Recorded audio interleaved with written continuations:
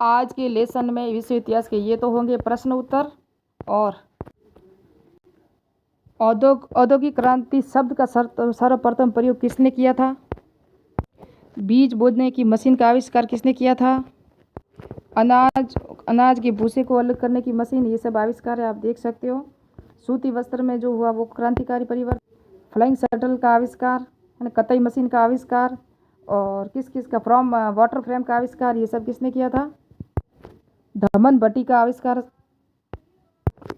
Suez नहर का निर्माण कब और किसने करवाया था? टेलीफोन का आविष्कार किसने किया था? भाष्प चलित जो पर नौका था उसका आविष्कार किसने किया था? ये आप सब देख सकते हो। आज हम पढ़ रहे हैं आरबीएससी जो ओल्ड चल रही थी उसकी बुक है, उसके अंदर विश्व इतिहास टॉपिक है, और इतने टॉपिक और इतने पॉइंट दिए हुए हैं कि आप खुद ही हैरान हो जाओगे। और परीक्षा में प्रश्न लाइन टू लाइन उठाए जाते हैं, मैं बता दूंगी। तो ये एमसीक्यू की हमारी सीरीज चल रही थी, यहाँ मैं ये एमसीक्यू करवाऊंगी। ये जो 4 यूनिट हैं आरबीएससी की, आप देखना अभी मैं बताऊँ आपको।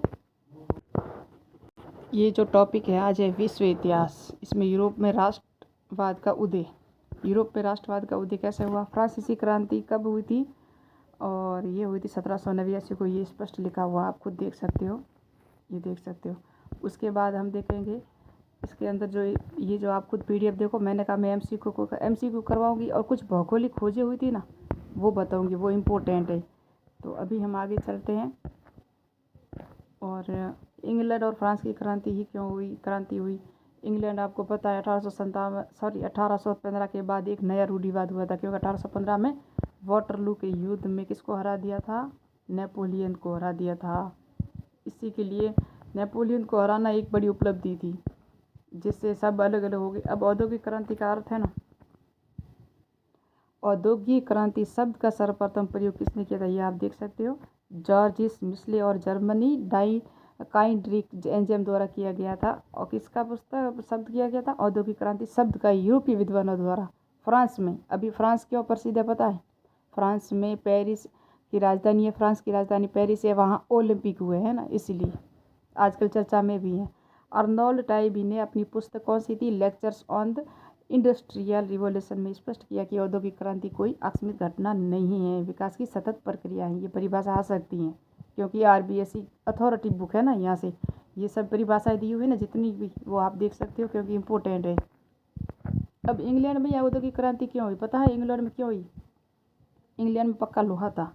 इंग्लैंड के पास औपनिवेशिक थे, औपनिवेशिक यानी कि देशों को गुलाम बनाया हुआ था। इंग्लैंड के पास कोयले की खानें थी, वो जो उपलब्ध थी, नज़दीक थी, उपभोग के अनुरूप उत्पादन भी हो रहा था। ये जो इसके पास पूंजी भी बहुत थी, पैसा भी बहुत था, सबको हमारे देश भी गुलाम था, भारत भी। इनके पास मजदूर भी थे, क्योंकि सामंती व्यवस्था भंग हो गई थी, दास बनाया हुआ था अफ्रीका के लोगों को। किसने? इंग्लैंड ने। फ्रांसीसी क्रांति और युद्ध भी हुए फिर, और पूंजी की उपलब्धता, पैसे बहुत थे इंग्लैंड के पास, क्यों कितने देशों को गुलाम बनाया हुआ था इसने। उसके बाद हम देखेंगे कुछ भौगोलिक खोज है ना, ये इंपॉर्टेंट है, ये परीक्षा में आया हुआ है। कृषि के क्षेत्र में देखेंगे पहले कौन जो मशीनों का आविष्कार किया ना, वो देखेंगे। सर्वप्रथम कौन था? जमींदार था, यॉर्कशायर का जमींदार था जैर्थ्रो डल ने बीज बोने की मशीन सी ड्रिल बनाई थी, और बीज बोने का कार्य अधिक व्यवस्थित तथा सुचारू रूप से होने लगा। और एक अंग्रेज जमींदार टाउनशेंड ने फसल चक्र का सिद्धांत दिया, जिसमें फसलों को अदल बदल बोने की भूमि को उर्वर कर सकती, जो आज भी हम करते हैं वर्तमान में भी। 1770 के आसपास रॉबर्ट बेल ने कृषि के साथ क्या किया? पशुपालन व्यवसाय भी बना दिया, पशुओं की नस्ल में भी सुधार किया, जिससे भेड़ों की अच्छी नस्लें पैदा होने लगी। 1793 में अमेरिका के निवासी हिटन ने अनाज के भूसे को अलग करने की मशीन बनाई थी। किसने? हिटन ने, 1793 में। 1834 में साइरस ने मैककॉर्मिक ने फसल काटने वाली मशीन का आविष्कार कर दिया था। ये थे कृषि क्षेत्र में जो भी मशीनों का जो आविष्कार हुआ था। फिर हुआ वस्त्र उद्योग। तो औद्योगिक क्रांति सर्वप्रथम वस्त्र उद्योग में ही हुई थी, क्योंकि कपड़े नहीं थे और यूरोप में मांग ज़्यादा थी उसकी, है ना, इसलिए ये भारत से ले जाते थे। फिर भारत के कारीगरों की तो दयनीय स्थिति हो गई थी, क्योंकि यहाँ से जो नील वगैरह जाता था ना, इसलिए तो नील आंदोलन चंपारण में हुआ था। फिर 1733 में जॉन के द्वारा फ्लाइंग शटल लूम, जो मशीन कपड़ों जो बनाते हैं ना, धागा, वो मशीन बनाई थी। किसने बनाई थी? जॉन के ने फ्लाइंग शटल लूम का 1733 में आविष्कार किया था।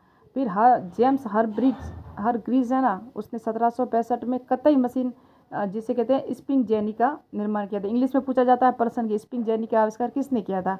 तो हरग्रीव्स ने किया था।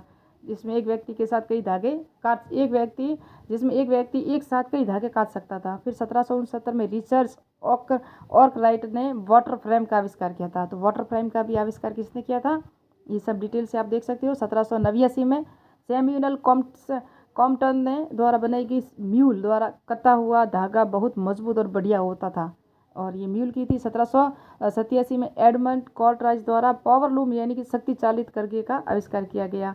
फिर लौह उद्योग में नए तकनीक परिवर्तन हुए थे। ये सब परीक्षा में एक एक पूछा गया है, इसलिए मैं आपको बता रही हूँ। अगर आप यूजीसी नेट का दे रहे हो, अगर आप असिस्टेंट प्रोफेसर का दे रहे हो, अगर आप फर्स्ट ग्रेड स्कूल व्याख्याता का दे रहे हो, तो आपको एनसीईआरटी और आरबीएसई बुक पढ़नी ही पड़ेगी। और आरबीएसई में तो इतने पॉइंट स्पष्ट दिए हुए हैं कि आपको एनसीईआरटी में समझ में ही नहीं आएगा। एनसीईआरटी बहुत डीपली है, जबकि आरबीएसई में एक एक पॉइंट एक एक लाइन अलग की हुई है और समझ में भी आराम से आती है, इसलिए मैंने आपको आरबीएसई ली है। 1709 में अब्राहम डर्मी द्वारा धमन भट्टी का आविष्कार किया गया। सर्वप्रथम कोक पत्थर यानी कि कोयले का प्रयोग किया गया था, जिसके अंदर जो धमन भट्टी बताई ना, उसके अंदर कोयले का प्रयोग किया गया था, जिसमें लोहा इसको पिघलाने और साफ करने का कार्य सुगम हो गया। इस आविष्कार ने धातुक्रम उद्योग में क्रांति ला दी। द्वितीय डर्मी ने 1711 से 1768 में डलवा लोहे को से पिटवा कर लोहे बना का विकास किया गया। हेनरी कोर्ट ने अलोडंग भट्टी, जिसमें लोहे जो पिघले हुए लोहे है ना, अशुद्धि को दूर किया गया था। अलोडन भट्टी वेरी इंपॉर्टेंट है, ये परीक्षा में प्रश्न ये भी आया हुआ है, इसलिए मैं बता रही हूँ। और बेलन मिल ने आविष्कार किया था अशुद्धि जो पिघला हुआ लोहा है ना, उसके अंदर जो गलत कचरा होता था उसको साफ करने का जो आविष्कार की थी मशीन की। उसके बाद ये सब इम्पोर्टेंट मैंने बता दिया अभी। अब यहाँ होगा, हम देखेंगे दृष्टि से आर्थिक जो था, और इसके बाद है यहाँ हम देखेंगे तो परिवहन के क्षेत्र में नवीन आविष्कार क्या हुए थे। तो स्कॉटलैंड निवासी कौन था, मकाडम ने सड़क निर्माण का नया तरीका निकाला था। किसने, स्कॉटलैंड के मकाडम ने। सड़क के निचले भाग में भारी पत्थरों की परत कर उसके बाद छोटे छोटे पत्थरों को परत उसके मिट्टी बसे, यानी कि सड़क को थोड़ा सा ऊंचा करना। भारी सामान परिवहन सड़क मार्ग से खर्चीला और असुविधाजनक होता था, इसलिए उन्होंने उसका निर्माण करवाया था। याद रखना ये वेरी वेरी इंपॉर्टेंट है। अभी 2022-23 में भी प्रश्न मैंने कहीं देखा है कि इंग्लैंड में पहली नहर वर्सली कैनाल 1761 में जेम्स ब्रिदली द्वारा बनाई गई थी। पहली नहर इंग्लैंड में वर्सली कैनाल 1761 में, इससे माल ढोने का खर्चा आधा रह गया। फिर इंग्लैंड में 1788 से 1796 के अनेक नहरों का निर्माण करवाया गया, जिसके कारण यह नहरों उत्पाद नाम से भी पुकार जाने के नहरों का काल 1788 से 1796 तक का।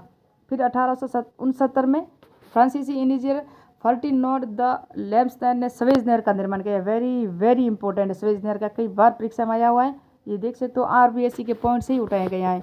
तो 1869 में फ्रांसीसी इंजीनियर फर्डिनांड द लेम्सपैथ ने किया था कि स्वेज नहर का निर्माण, जो भूमध्य सागर और लाल सागर को मिलाती है और यूरोप और भारत के मध्य एक दूरी, इनकी दूरियां कम होने लगी जिनसे। फिर अमेरिकी रॉबर्ट फुल्टन ने 1807 में प्रथम वाष्प चलित नौका का आविष्कार किया था। किसने किया था, रॉबर्ट फुल्टन ने 1807 में वाष्प चलित नौका का आविष्कार किया था। ये जो इम्पोर्टेंट है ना परीक्षा में, इसलिए मैं बता रही हूँ। 1864 में जॉर्ज स्टीफन ने प्रथम भाप इंजन यानी कि रॉकेट का आविष्कार किया था। 1814 में जो इसी के साथ रेलगाड़ियाँ परिवहन का एक साधन बन गया, वर्ष भर उपलब्ध रहता था ये जो मार्ग है। 1830 में प्रथम रेलगाड़ी मैनचेस्टर और लिवरपूल के बीच चली थी। तो 1830 में प्रथम रेलगाड़ी चली थी मैनचेस्टर और लिवरपूल के बीच में। और आपको पता है भारत में 1853 में चली थी मुंबई से ठाणे में, है ना, कौन, रेलगाड़ी। संचार हेतु जो परिवर्तन हुए थे वो, और ये आप देख सकते हो 1844 में सैमुअल मॉर्स ने एक व्यावहारिक तार यंत्र का आविष्कार किया था। तार यंत्र में विश्व महाद्वीपों को परस्पर जोड़ने का काम किया। 1876 में ग्राहम बेल ने टेलीफोन का आविष्कार किया, जो संचार की दुनिया में क्रांति ला दी थी। तो ये दोनों इंपॉर्टेंट है। संचार के क्षेत्र में 1844 में सैमुअल मॉर्स ने एक व्यावहारिक तार यंत्र का, और 1876 में ग्राहम बेल ने टेलीफोन का आविष्कार किया था। औद्योगिक क्रांति के परिणाम क्या क्या हुए, इतने तो इंपॉर्टेंट नहीं, हमें सिर्फ पॉइंट टू पॉइंट याद रखना। जर्मन और इटली का एकीकरण, अब ये सब मैं समझाऊंगी तो बहुत ही वीडियो बड़ा हो जाएगा, क्योंकि एमसीक्यू कब करवाऊंगी। बिस्मार्क का योगदान था इटली और के जर्मनी और योगदान में, है ना। औद्योगिक विकास हुआ, जॉलवरीन की स्थापना हुई, इसके साथ ही जर्मनी व्यापार उद्योग विकास का मार्ग भी मिला। ये सब आप खुद पढ़ सकते हो, अब मैं तो नहीं बताऊंगी इतना, मुझ में वीडियो बड़ा हो जाएगा फिर एडिट नहीं होगा। डेनमार्क से युद्ध और गेस्टाइन की संधि सेकंड ग्रेड में एग्जाम में आया था नेक्स्ट शायद। तो ये किन किन देश के बीच हुआ था। हॉलस्टाइन की अधिकांश जनसंख्या जर्मन थी, ये होती स्वेलेरिन तथा हॉलस्टाइन, दो डचियों पर डेनमार्क का अधिकार था। ये सब आप खुद पढ़ सकते हो। और 1852 में लंदन में हुए सम्मेलन में यूरोप के शासकों ने डेनमार्क पर का अधिकार इन डचियों को इस शर्त पर माना कि भविष्य में डेनमार्क इनको अपने में विलीन नहीं करेगा। 10 वर्ष बाद ही 1863 में डेनमार्क के शासक फ्रेडरिक ने इन दोनों रियासतों पर अधिकार कर लिया था। और उसके बाद हम आगे और चलते हैं। ये सब MCQ में आपको मिल जाएगा। फरवरी 1864 में ऑस्ट्रिया और प्रसा की संयुक्त सेना ने डेनमार्क को हरा दिया। दोनों डचियों के अधिकार लेकर 14 अगस्त 1865 को गैस्टाइन नामक स्थान पर विलियम और फ्रांसीसी जोसेफ दोनों के एक समझौते पर हस्ताक्षर कर लिया, यानी कि संधि हुई थी। 14 अगस्त 1865 को गैस्टाइन नामक स्थान था, शासक था विलियम और फ्रांसीसी जोसेफ, इन दोनों के मध्य हुआ था। और समझौते के अनुसार हॉलस्टाइन है ना, ऑस्ट्रिया को और स्लेव प्रसा को दिया गया और वॉलेनबुर्ग को डची प्रसा को बेच दी गया। वॉलेनबुर्ग की डची थी ना, वो प्रसा को बेच दी गई।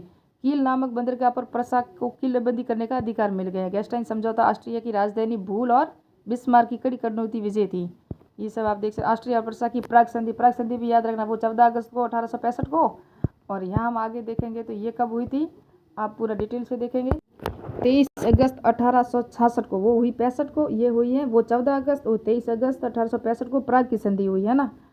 और हॉलस्टाइन डची प्रसा में शामिल हो गई और प्रसा के नेतृत्व में उत्तरी जर्मन परिसंघ बनाया गया, जिसमें ऑस्ट्रिया को शामिल नहीं किया गया था।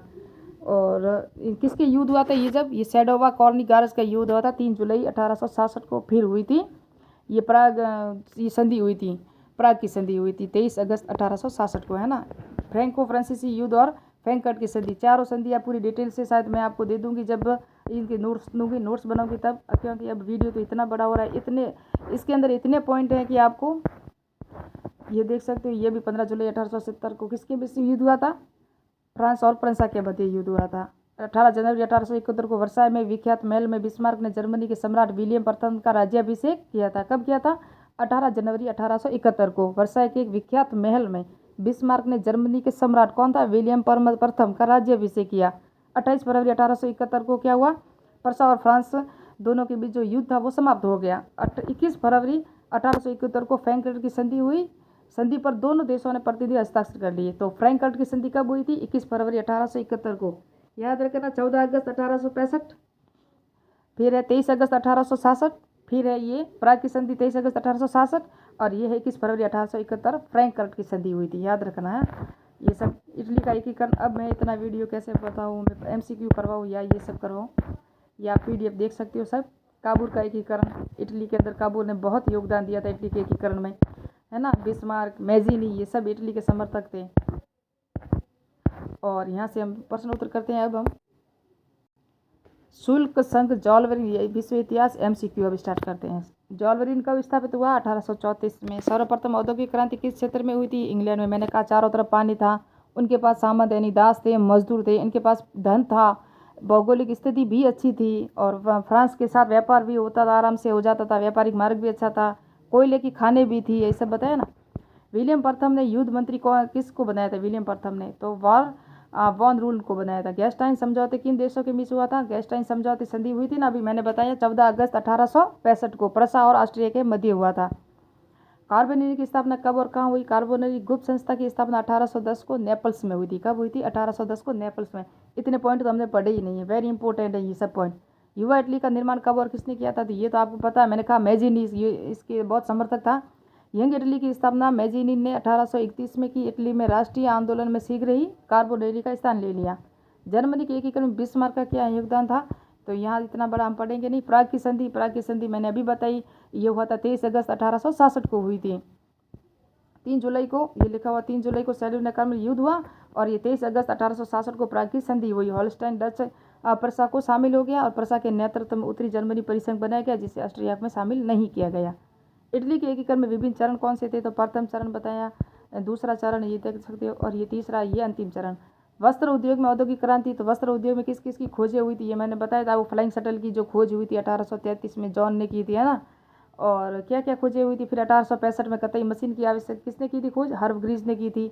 फिर 1869 में रिचर्ड आर्कराइट ने वाटर फ्रेम का आविष्कार किया। फिर 1789 में 1700 सॉरी है ना, मैं 1800 बोल रही हूँ, जिस तरह 1700 है। सैमुअल क्रॉफ्ट का बनाई गई म्यूल द्वारा कता हुआ धागा बहुत मजबूत और बढ़िया था। फिर 1787 में एडमंड कॉल्टराइज द्वारा पावरलूम यानी शक्ति चालित करघे का आविष्कार किया गया। यूरोप में राष्ट्रवाद के जो उदय के कारण क्या थे, मध्यम वर्ग का उदय, उदारवादी। और ये देखो मैंने पहले ही पॉइंट में 1815 के बाद नया रूढ़िवाद, क्रांतिकारी और फिर औद्योगिकरण। अब छोटे छोटे प्रश्न और देख लेते हैं, और वीडियो बड़ा होता है लेकिन MCQ आपको इम्पोर्टेंट मिलेंगे। फ्रैंकफर्ट संधि किन देशों के बीच और किस संधि के क्या प्रावधान थे? तो फ्रैंकफर्ट की संधि मैंने बताया 1871 में हुई थी, जर्मनी और फ्रांस के मध्य हुई थी। किसके? जर्मनी और फ्रांस। फ्रांस को मेज और स्टॉमवर्ड सहित अल्सास और लॉरेंस के प्रदेश जर्मनी को देने पड़े। फ्रांस को युद्ध हर जाने में कितने 20 करोड़ पाउंड की रकम क्षतिपूर्ति के रूप में देने को बाध्य किया गया, जो 3 वर्ष में चुकाने थे। राष्ट्रवाद क्या था? राष्ट्रवाद की सबसे अभिव्यक्ति कब की गई सबसे पहले? और इसका सब मैंने कहा फ्रांसीसी क्रांति 1789 को हुई थी। क्रांति के में ही राष्ट्रवाद और यूरोप में प्रसारित होने की मुख्य भूमिका निभाई थी। और विश्व में प्रथम रेलगाड़ी कब कहाँ लड़ी नहीं चली थी? मैंने कहा भारत में तो 1853 में चली थी, लेकिन विश्व में 1830 में चली थी, और ये मैनचेस्टर से लिवरपूल के बीच से भी चली थी। टेलीफोन का आविष्कार मैंने कहा 1876 में ग्राहम बेल ने किया था। अभी बताया था सूचना के क्षेत्र में जो आविष्कार हुए। नेपोलियन ने जर्मनी भाषा प्रदेश को कितने राज्यों का परिसंघ बताया था? तो 39 राज्यों का एक परिसंघ बनाया था। फिर एनसाइक्लोपीडिया ऑफ साइंस के अनुसार औद्योगिक क्रांतिकार, तो वो परिभाषा पहले ही पेज में दी हुई है।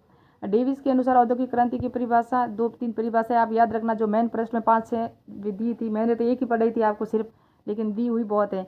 औद्योगिक क्रांति शब्द का प्रथम बार प्रयोग किसने किया था? जॉर्ज मिशले और जर्मनी के काइड्रिक एजेम ने किया था, ये भी बताया। ये सब प्रश्न आप देख सकते हो। अब मिलते हैं नेक्स्ट बार में। मेरे चैनल को सब्सक्राइब कीजिए, लाइक कीजिए, कमेंट कीजिए। फसल काटने वाली मशीन मैंने बताया था आपको अभी, किसने बताया? साइरस एस मैककॉर्मिक ने बनाई थी, 1834 में आविष्कार किया था।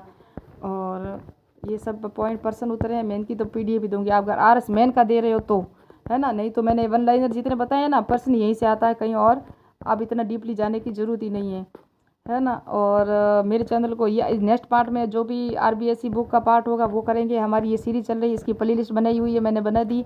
तो सबके MCQ ही दे रही हूँ और इनके भी MCQ ही दे रही हूँ। आप MCQ देख लें, आपके लिखने की प्रैक्टिस भी अच्छी हो जाएगी। तो मिलते हैं नेक्स्ट पार्ट में। जय हिंद, जय भारत।